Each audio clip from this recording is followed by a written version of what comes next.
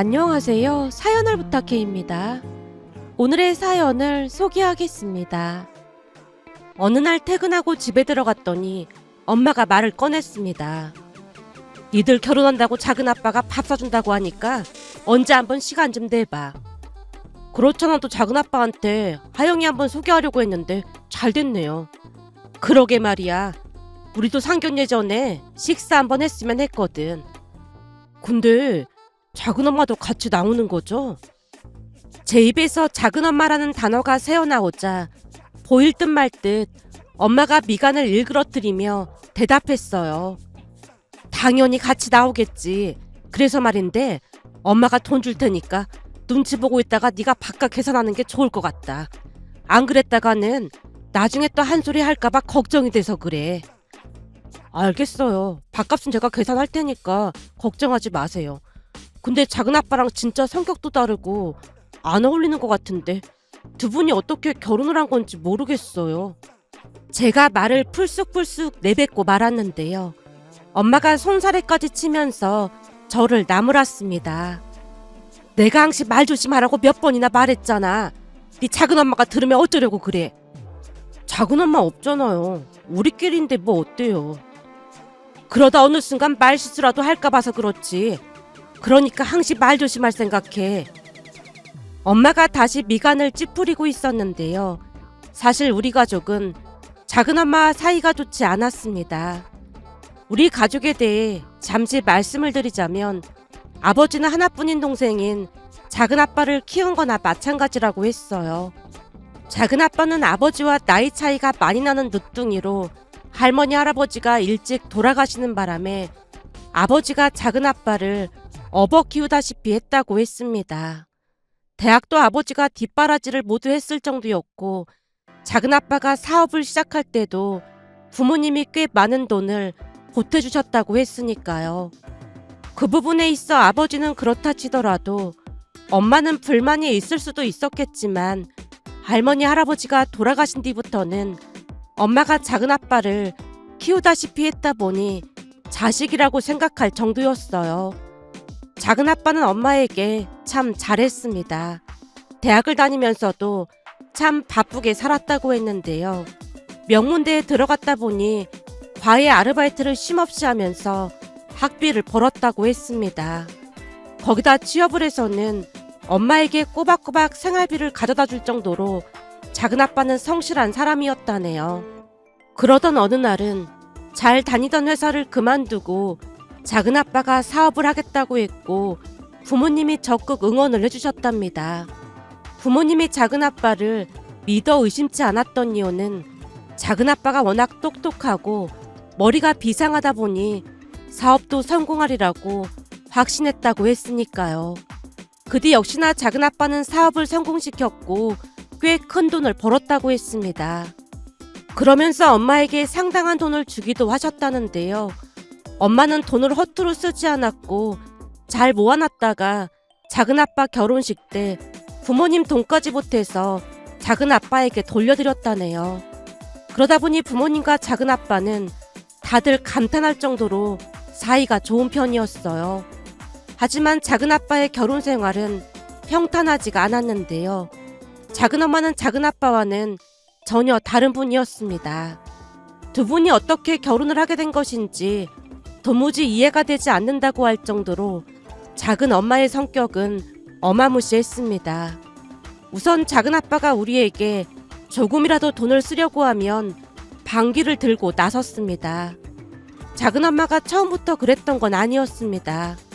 처음에는 작은 아빠뿐만 아니라 우리 부모님 그리고 제게도 참 잘했어요. 문제는 결혼하고 반년 정도가 지나가고 사촌동생을 출산하면서 작은 엄마가 변해갔는데요. 착한 작은 아빠가 자식 때문에 어찌할 수 없다는 것을 약점 삼아 작은 아빠를 마음대로 휘두르고 있었습니다. 사촌동생 유성이가 태어나고부터 작은 엄마가 거의 막무가내로 변했고 그러다 보니 작은 아빠와 싸우는 날이 많아졌는데 어느 날은 엄마 생신을 맞이해서 작은 아빠 가족들과 함께 식사를 하던 중 작은 아빠가 엄마에게 꽤 큰 돈을 드렸어요. 작은 아빠 사업이 잘 되고 있었기에 자주 용돈을 드리거나 선물을 사주셨거든요. 하지만 작은엄마 성격을 잘 알고 있었던지라 엄마가 정중하게 거절했습니다. 서방님, 저는 괜찮으니까 그냥 넣어뒀다가 애들 맛있는 거 사주세요. 저한테는 두 분이 부모님이나 마찬가지인데 당연히 드려야죠. 예전에 형수님이 형님 몰래 돈도 많이 챙겨주시고 그랬잖아요. 형수님 덕분에 잘 자란 거나 마찬가지인데 당연한 거 아니겠어요? 그래도 이러면 동서한테 미안해서 그렇죠. 엄마가 어색한 미소를 지으며 작은엄마를 바라봤는데요. 작은엄마가 손사래를 치면서 입을 뗐어요. 형님, 누가 보면 제가 못 받게 하는 줄 알겠어요. 그러니까 그냥 받으세요. 미안해서 그렇지. 엄마가 어쩔 수 없이 봉투를 받아들었고 식사를 하는 내내 엄마는 안절부절 못하고 있었는데요. 작은엄마 성격이 술만 들어가면 불만을 토해내곤 했기에 엄마가 잔뜩 긴장하고 있는 듯 해보였습니다. 그러다 보니 그날은 가족 모두 술은 입에도 대지 않으려고 따로 시키지도 않았는데 아니나 다를까 잠시 후 작은엄마가 술을 시켰고 작은아빠가 다급한 목소리로 말렸습니다. 당신 오늘 술 안 마시기로 약속하고 나왔잖아. 형님 생신인데 그럴 수 없지. 그리고 이 식당은 미리 예약을 하면 이 술은 서비스란 말이야. 공짜인데 아깝게 그냥 갈 수는 없잖아. 그럼 그냥 가지고 가서 나중에 집에서 마시자. 안주도 좋은데 여기서 마시면 좋잖아. 형님이랑 아주버님도 계신데 당신 자꾸 이럴 거야? 작은엄마가 작은아빠를 셀쭉 날카롭게 흘겨봤는데 그 눈빛이 섬뜩하게 느껴졌습니다. 결국 작은아빠가 간절한 눈빛으로 당부를 했어요. 여보, 그럼 오늘은 진짜 조금만 마시자. 알았지? 글쎄 알았다니까. 작은엄마가 짜증스러운 목소리로 대답을 했고 부모님에게 술을 건넸지만 두 분이 싫다고 손을 내저으며 도리지를 쳤습니다. 두 분이 그럴 수밖에 없었던 것이 작은엄마는 특히나 술이 들어가면 크고 작은 실수를 많이 했거든요. 그중 대부분은 우리 부모님에게 불만을 토로하는 일이었기에 작은엄마가 술만 마시면 기겁을 할 수밖에 없었어요. 그러다 보니 그날도 작은엄마는 안 왔으면 하고 바랐지만 작은엄마가 악착같이 따라 나왔고 나중에는 또다시 술을 시켜서 마시기 시작했어요. 여보, 당신 너무 많이 마신 것 같은데 그만 마셔. 이 정도면 아무것도 아니거든. 그쯤에서는 소주를 2병이나 마셨지만 작은엄마 정신은 멀쩡해 보였어요. 워낙 술을 잘 마시다 보니 소주 2병은 거뜬해 보였다고 해야 할까요? 그리고 잠시 후 아니나 다를까 작은엄마가 불만을 토로하기 시작했는데요. 그때까지도 말은 또렷이 하고 있었기에 술의 힘을 빌려 불만을 토해냈던 게 아닌가 싶었습니다. 작은엄마가 엄마를 향해 입을 뗐거든요. 형님은 진짜 좋겠어요. 좋다니? 그게 무슨 말이야? 그렇잖아요. 세상에 이런 시동생이 어딨겠어요? 누가 형수님 생일이라고 몇백만 원씩을 드리겠어요. 작은엄마 입에서 그 말이 터져나오자마자 작은아빠가 울기 직전의 표정으로 작은엄마를 말렸어요. 여보, 당신 지금 무슨 말을 하는 거야? 내가 틀린 말 했어? 내가 형님이랑 형수님은 부모님과 같은 분들이라고 몇 번이나 말했잖아. 형님이랑 형수님이 아무리 잘해줬어도 당신을 낳아준 것도 아니고 조금 도와준 것 뿐이잖아. 근데 이렇게 큰 돈을 드리는 건 아니잖아. 장인 장모님께는 더 많이 드리는데 내가 두 분한테 이 정도도 못한단 말이야? 우리가 돈이 없는 것도 아닌데 대체 왜 그러는 거야? 우리 엄마 아빠는 날 낳아주신 분이고 형님이랑 형수님은 그냥 형제관계일 뿐이잖아. 근데 우리 부모님이랑 똑같이 대우해드리는 건 좀 아니지 않아? 당신 진짜 이럴 거야? 이러려고 유성이랑 유정이 장모님께 맡기고 왔던 거구나. 그때쯤 작은아빠는 노여움으로 얼굴이 시뻘개져 있었습니다. 노여움이라는 표현보다는 결혼에 실패했다는 생각으로 스스로에게 절망한 모습이었다고 해야 할까요? 작은아빠가 버럭 외치자 작은엄마도 지지 않고 대꾸했어요. 그거야 밥을 편하게 먹으려고 그랬던 것뿐인데 왜 시비 걸고 난리야? 당신은 사업하느라 바쁘다 보니까 내가 얼마나 힘들지 모르니까 그런 말 하는 거지. 그것도 그래. 당신이 힘들다고 노래를 불러서 장모님이 거진 매일같이 와서 봐주고 계시잖아. 그것뿐만이야? 집안 살림해주는 가사도 없는 이모님까지 불러줬으면 나도 할 만큼 한 거잖아. 장모님께도 매달 몇백만 원씩 드리고 있는데 내가 언제 한번 불만 제기한 적 있었어? 근데 우리 형수님 생일날 고작 300만 원 드린 게 그렇게 불만이야?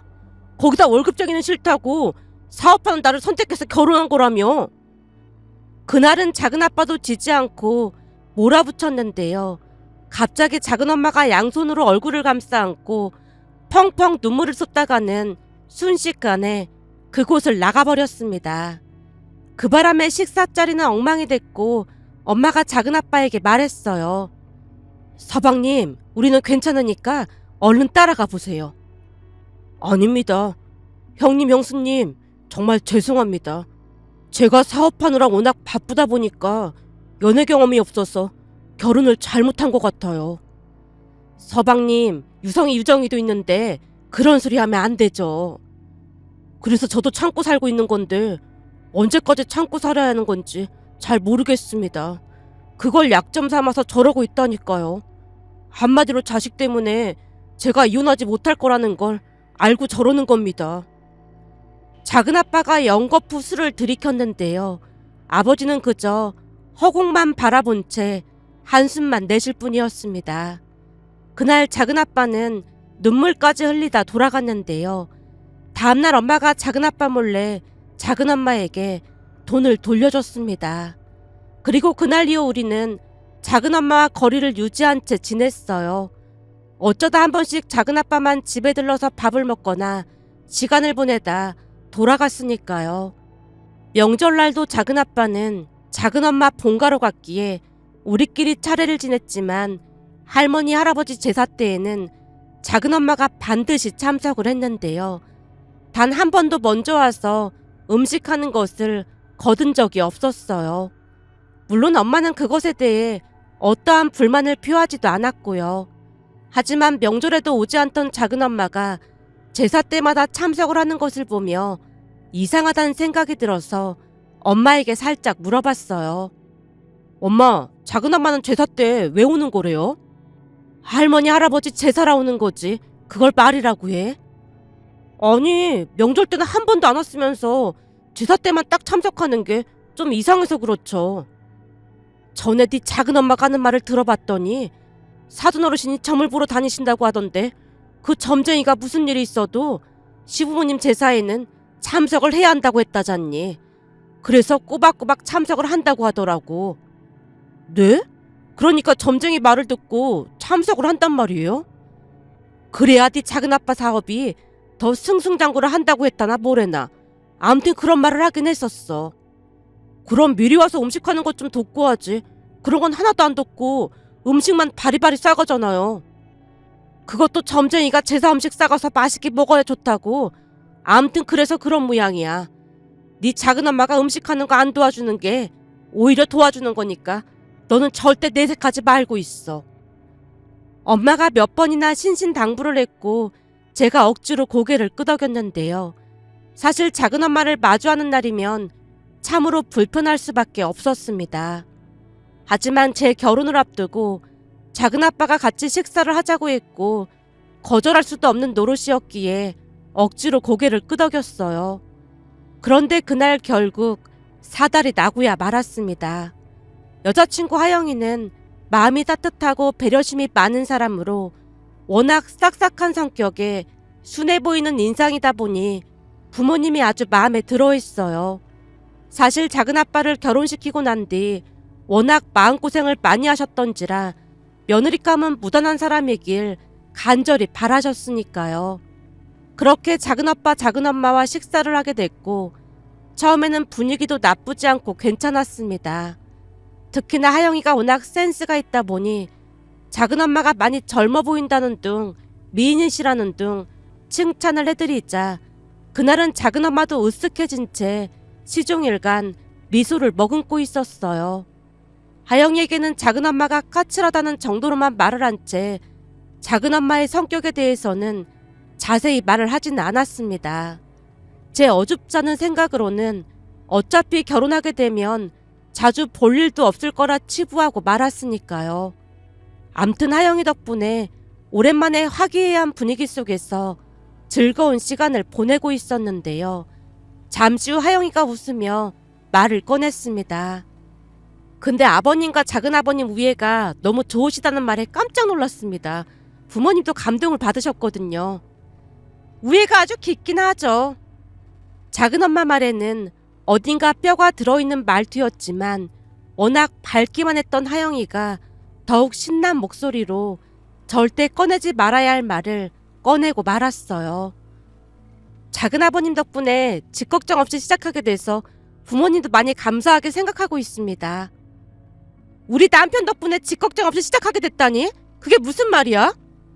작은엄마가 어리둥절한 표정으로 가족들을 둘러봤기에 가족들 모두 숨을 죽인 채 어찌할 바를 몰라 하고 있었어요. 그제서야 하영이도 뭔가 이상한 낌새를 눈치챘던 것인지 눈을 커다랗게 뜨고 저를 뚫어져라 바라봤는데요. 작은엄마가 다그치듯 따져 물었습니다.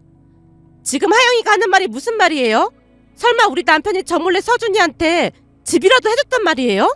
그래놓고는 나만 속이고 있었던 거고요? 동서, 오해나지 말고 우선 우리 얘기 좀 들어봐. 그러니까 우리 남편이 저 몰래 서준이한테 집을 사준 건 맞다는 거네요? 사실은 그게 아니라 동서랑 서방님이 결혼하기 전 일인데 말이야. 그때는 서방님 사업이 워낙 잘 되다 보니까 나중에 집값이 오를 거라고 하면서 서준이 아빠 이름으로 괜찮은 곳에 집을 하나 사줬거든. 엄마가 안절부절 못한 채 어찌할 바를 몰라 하고 있었는데요. 작은아빠가 사업으로 크게 성공을 하고 난 뒤 투자 개념으로 아파트를 사뒀다고 했습니다. 같이 일하던 직원 아버지가 공인중개사를 운영하다 보니 많은 도움을 받았던 것 같아 보였어요. 그분 도움으로 집과 상가를 구매하던 중 아버지 명의로 하나 더 사드렸다고 했습니다. 처음에는 작은아빠를 도와드릴 요량으로 아버지 명의로 했다고 했지만 시간이 지나면서 작은아빠가 부모님에게 나중에 제가 결혼하게 되면 신혼집으로 주라고 했답니다.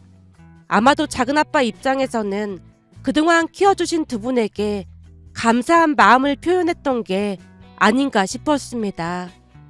그 모든 것은 작은아빠와 작은엄마가 결혼하기 훨씬 전에 일어난 일이었으니 작은엄마는 그런 사실을 전혀 모르고 있었고요.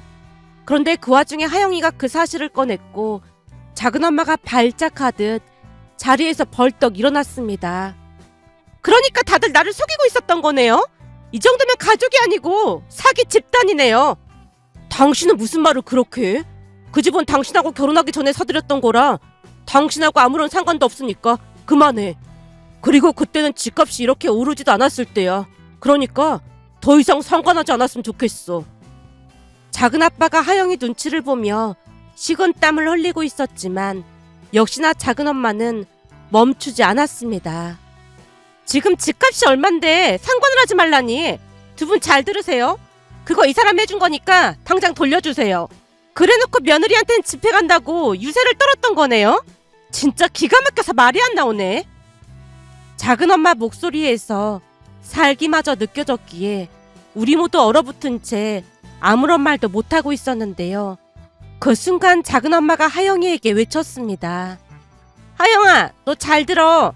내가 보니까 서준이한테 집이 있어서 결혼한다고 한 것 같은데 우리는 그 집 절대 못 주니까 그런 줄 알고 있어. 그치만 결혼보다는 파혼이 낫다고. 이런 사기나 치는 집안이랑 결혼하는 것보다 그냥 파혼하는 게 낫지 않겠니? 너 나한테 감사해야겠다. 아무튼 난 절대 집 못 주니까 그런 줄 알고 있어. 형님이랑 아주버님도 이 사람한테 더 이상 가스라이팅 하지 마세요. 작은엄마가 백을 들고 그곳을 나가버렸고 작은아빠가 그 식당 바닥에 무릎까지 꿇고 부모님께 사죄했습니다. 형님, 형수님, 정말 죄송합니다. 다 제 잘못입니다. 서방님, 지금 뭐 하는 거예요? 서방님 마음 잘 아니까 그만하고 일어나세요. 하영씨, 정말 미안해요. 우리 형님이랑 형수님 그리고 서준이는 참 좋은 사람들이니까 절대로 오해하지 않았으면 좋겠습니다. 작은아빠가 하영이에게도 마음을 담아 사과를 했습니다. 하지만 저는 그날 파혼을 당할 것이라 확신할 수밖에 없었습니다. 그런 난장판이 일어났는데 결혼할 사람이 누가 있겠어요. 잠시 후 하영이를 집에 데려다 주겠다고 했지만 하영이가 조용히 말했습니다. 서준씨, 오늘은 나 혼자 갈게. 서준씨는 부모님 챙겨야 하잖아. 그럼 그럴래? 오늘 정말 미안해. 그 얘기는 나중에 하고 얼른 부모님 모시고 들어가. 하영이 말에 힘없이 고개를 끄덕인 채 부모님을 모시고 집에 들어갔는데 서러운 마음과 함께 분노가 치밀어 올라서 쉼없이 눈물이 쏟아져 나왔습니다. 그도 그럴 수밖에 없었던 것이 여자친구 하영이 같은 사람을 살면서 만날 수 있을 것 같지가 않았으니까요. 멍이 앉아서 눈물만 흘리고 있던 순간 노크 소리가 들려왔고 엄마가 들어와서 사과를 했습니다. 오늘 정말 미안하다. 너한테 할 말이 없어. 아니에요. 엄마 아버지 잘못도 아니잖아요. 그리고 사실 그 아파트는 작은 아빠가 사준 건 맞으니까 돌려드리는 게 맞는 것 같아요. 이 와중에 그런 생각까지 한 거야? 그냥 하영이랑 결혼은 물 건너간 것 같은데 다 그 아파트 때문이란 생각이 들면서 정이 뚝 떨어졌어요. 어차피 우리 것도 아닌데 그냥 돌려주고 끝내자고요. 사실 우리도 같은 생각이야. 근데 하영이한테 헤어지자고 연락이 온 거니? 그 난장판이 났는데 저랑 결혼할 엄두가 나겠어요. 진짜 좋은 사람이었는데 저는 이제 결혼 못할 것 같아요. 하긴 그 난장판 속에서 결혼할 엄두가 안 나긴 하겠지. 거기다 하영이 아버님은 가족 간의 우애를 중요시하는 분이다 보니 결혼은 더욱 힘들 것 같아요. 제가 다시 눈물을 쏟고 있자 엄마가 등을 토닥여 주시다가 나가셨는데요. 사실 막장 집안도 이런 막장 집안이 있을까 싶은 생각에 참담한 심정을 감출 수가 없었습니다. 하지만 다음날 기가 막힌 일이 일어났습니다. 혹시나 하영이가 헤어지자는 연락을 할까 싶어 제가 휴대폰을 꺼놓은 채 홀로 방 안에서 술을 마시다 잠이 들었는데요. 엄마가 저를 흔들어 깨웠습니다. 서준아, 너 왜 휴대폰 꺼놨어? 너 연락이 안 된다고 하영이가 찾아왔잖니. 네? 하영이가요? 아유, 술 냄새. 밤새 술 마신 거야? 거실에서 하영이가 기다리고 있으니까 대충 머리만 빗고 나와봐. 엄마 말에 대충 옷을 갈아입고 거실로 나갔더니 하영이가 싱긋웃으며 앉아 있었어요.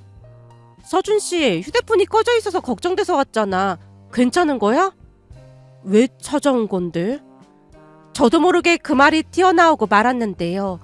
하영이가 무슨 소리를 하냐며 물었습니다. 왜 찾아왔냐니? 오늘 내 친구 결혼식에 가기로 했잖아. 친한 친구라 내가 꼭 같이 가야 한다고 했잖아.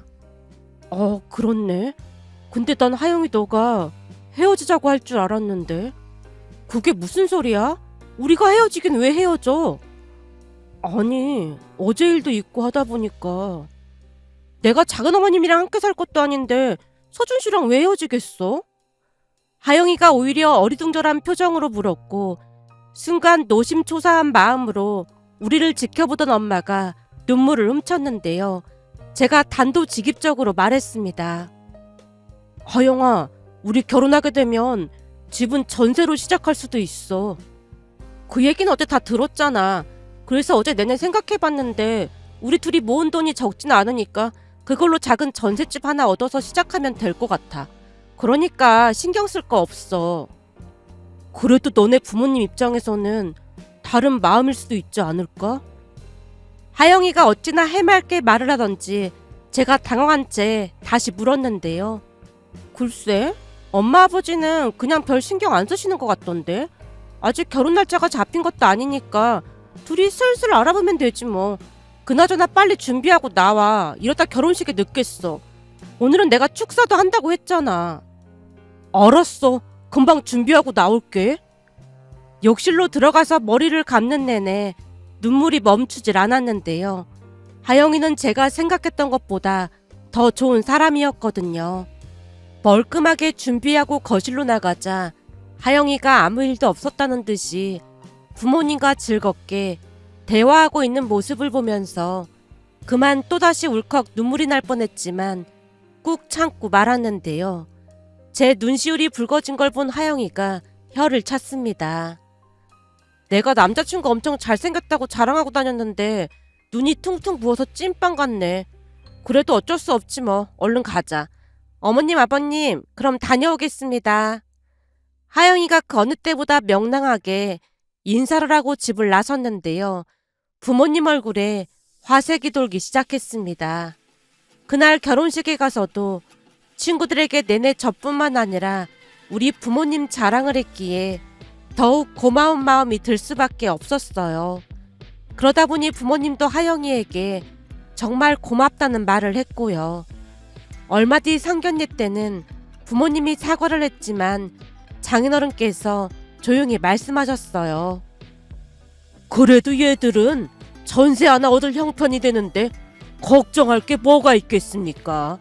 말도 마십시오. 우리 때는 그런 돈이 없어서 하영이 낳고도 단칸방에서 살았는걸요. 그거에 비하면 애들은 아주 좋은 조건 아니겠습니까? 사실 여기저기서 들어보면 아들, 딸 결혼할 때 집을 척척 사주는 부모들도 많던데 우리같이 서민들한테는 그게 쉬운 일이 아니지 않습니까?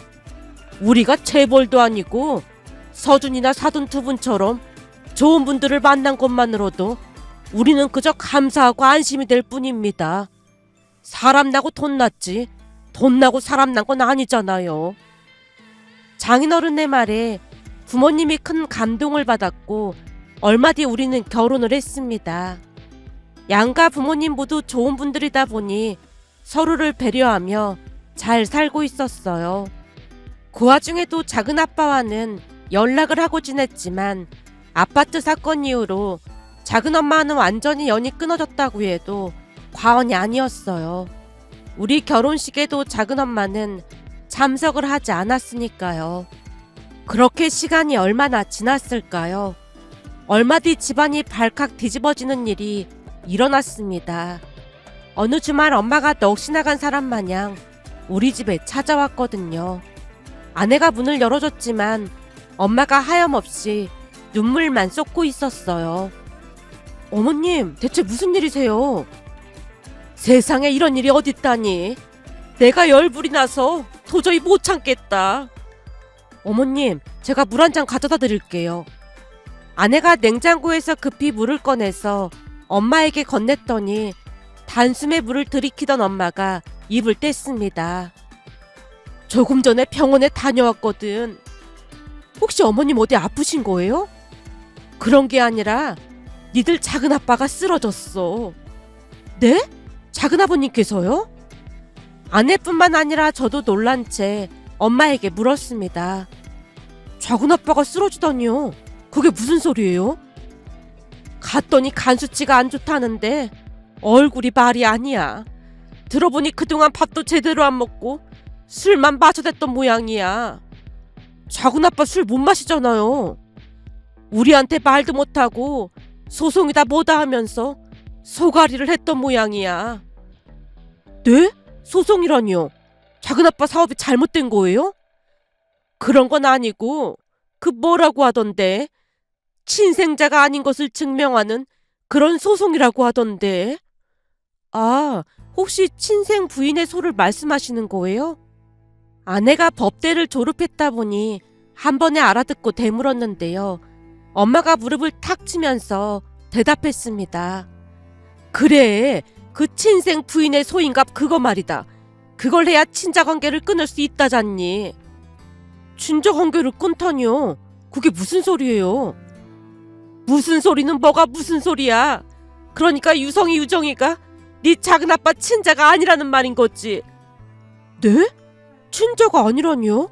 그럴 리가요. 순간 뭐가 어떻게 된 것인지 가늠조차 할 수가 없었기에 제가 눈을 커다랗게 뜨고 있었는데요. 엄마 입에서 충격적인 말이 새어나왔습니다. 알고 봤더니 둘 다 네 작은아빠 친자가 아니라잖니. 한마디로 네 작은엄마가 바람을 피웠다지 뭐야. 이런 정신 나간 인간이 어딨다니. 아니 어떻게 둘 다 친자가 아닐 수가 있어요. 글쎄 둘 다 그렇다고 하는구나. 엄마가 눈물을 훔치다가는 작은아빠 이야기를 전달해줬습니다. 네 작은아빠가 하는 말이 2달 전쯤 동서라는 사람이 사무실로 찾아왔더란다. 동서라고 하면 작은엄마 여동생의 남편을 말하는 건가요? 그렇지. 알고 보니 그 동서도 아내가 바람을 피워서 이혼 소송에 들어갔다는데 친자 확인을 해봤더니 친자가 아닌 걸로 나왔다는 거야. 그래서 네 작은아빠한테도 찾아와서는 형님도 꼭 확인을 해보라고 했다는 거야. 그동안 자기가 들은 얘기가 워낙 많다고 하면서 말이야. 그래서 곰곰이 생각해보니까 네 작은엄마가 우겨서 결혼을 하긴 했지만 어떻게 임신이 된 건지 조금 이상하긴 했다는 거야. 그때 술을 마신 상태이긴 했기에 책임져야겠다는 생각뿐이었으니 잘못됐다는 생각은 못했다는데 그 동서라는 사람 말을 들어보니까 이상하게 걸리는 게 많더라는 거야. 사실 그동안 우리도 분란 일으킬까봐 절대 입 밖으로 꺼내진 않았지만 유성이 유정이 둘 다 네 작은아빠를 닮은 구석이 하나도 없긴 했거든. 그래서 몰래 유전자 검사를 한 모양인데 세상에나 둘 다 친자가 아니라고 나갔다잖니. 이런 정신 나간 인간이 어디 있겠니 그래. 그래서 그 친생 뭐라고 했더라? 친생 부인의 소요. 그래 그거. 변호사를 고용해서 그 친생 부인의 소를 제기한 건 말할 것도 없고 이혼 소송까지 하고 난리가 났다지 뭐니. 다행히 모든 명의가 네 작은아빠 명의로 되어 있어서 다행이라고 하는데 네 작은아빠 입장에서는 이런 날벼락이 어디 있겠니 그래. 작은아빠는 많이 안 좋으신 거예요?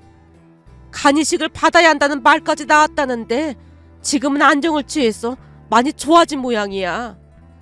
엄마 얼굴에도 근심 걱정이 가득해 보였습니다. 그러면서 작은엄마가 대단하다는 생각마저 들었는데요.